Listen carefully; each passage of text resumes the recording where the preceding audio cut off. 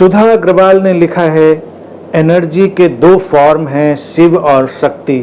फिर पॉजिटिव और negative energy हम क्यों कहते हैं, प्लीज एक्सप्लेन कीजिए।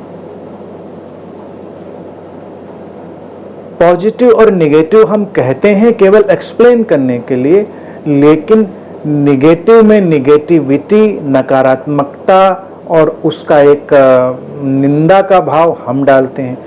पॉजिटिव में पॉजिटिविटी और सकारात्मकता का भाव हम डालते हैं। ये केवल एक पारिभाषिक शब्द है, पॉजिटिव और नेगेटिव कॉन्सेप्ट है। जैसे शिव और शक्ति बस एक कॉन्सेप्ट है, महज कुछ समझाने के लिए एक पारिभाषिक शब्दावली है समझाने की। तो पॉजिटिव जब कहा जाता है तो ये कहा जाता है कि ये ऐसी व्यवस्था है जो सक्रिय होगी, एक्टिव होगी। निगेटिव वो है जो ग्रहणशील होगी, जो रिसेप्टिव होगी, एक्टिव और रिसेप्टिव। पॉजिटिव नेगेटिव इसमें क्या हुआ, इन निंदा का तो भाव हुआ नहीं। जिसको लाओ त्से कहते हैं शिखर चेतना और घाटी चेतना। पुरुष ऊर्जा यानी शिव शिखर चेतना है, इसीलिए भारत में हम उनको कैलाश पे दिखाते हैं, शिखर पे दिखाते हैं। और शक्ति क्या है, घाटी चेतना है, खालीपन, वो नेगेटिव है, उसमें भरा जाएगा। इसीलिए अगर हम स्त्री और पुरुष के इस दैहिक रूप की भी बात करें तो वहां भी ऐसा ही सारा कार्य व्यापार दिखाई देगा।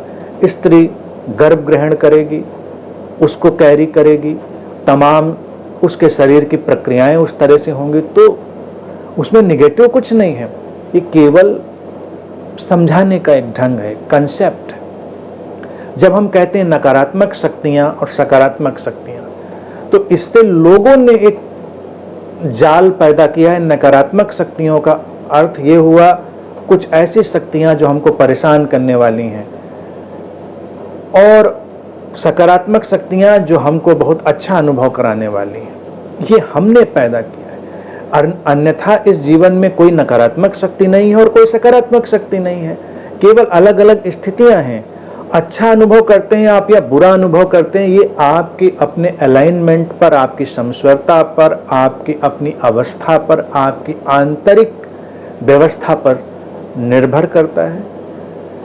किसी जगह पर कोई व्यक्ति हो वो बुरा अनुभव कर सकता है, तो इसका अर्थ नहीं कि वहां सब नकारात्मक ऊर्जा है, और कहीं पर कोई अच्छा अनुभव कर सकता है तो इसका अर्थ नहीं कि बड़ी सकारात्मक ऊर्जा है। कोई नशेड़ी हो, बोतल खुले तो कितना अच्छा फील करता है, बिल्कुल उसकी जैसे कुंडलनी में लोगों को अनुभव होता है। जैसे लोग सोचते हैं कि कोई ऊर्जा जाग कर बिल्कुल ऊपर जाके सहस्रार खोल देती है, तो किसी पियक्कड़ को कभी देखो, बोतल खुलते ही उसके भीतर से कुछ जाग कर सहस्रार तक उसको खोल देता है, अच्छा लगता है उसको। अब उसके लिए क्या वो नेगेटिव है, तो वो तो कभी नहीं मानेगा। लेकिन जब हम उसको मेडिकली देखेंगे, उसको हम स्वास्थ्य की दृष्टि से देखेंगे, तो लगेगा कि नहीं भाई ये नुकसानदेह है, तुमको, तुम ये चीज़ें डालोगे अपने भीतर, तुमको नुकसान होगा। तो ऐसा नहीं कि जो तुम्हें नुकसान करने वाली चीज़ें, नष्ट करने वाली चीज़ें, उनमें भी सब बुरा ही लगता है।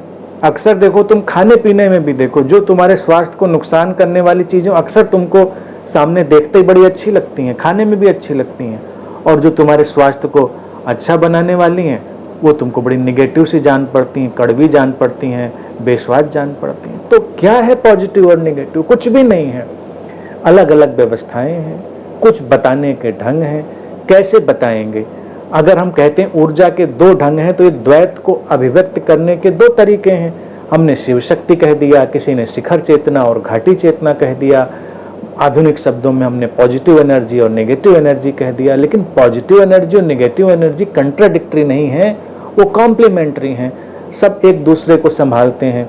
घाटी शिखर को संभालती है, स्त्री ऊर्जा पुरुष ऊर्जा को संभालती है, बिखराव सृजन को संभालता है। क्या कोई सृजन हो सकता है बिना बिखरे? बताइए, हो सकता है? क्या कोई अंकुर फूट सकता है जब तक बीज का बिखराव ना हो?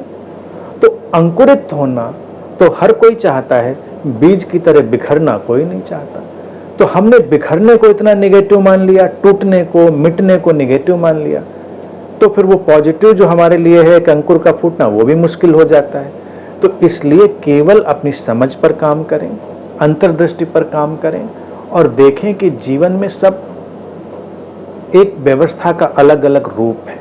आप उसको कैसे लेंगे, उसके साथ क्या व्यवहार करेंगे, यह आपके जीवन में अंतर लाएगा।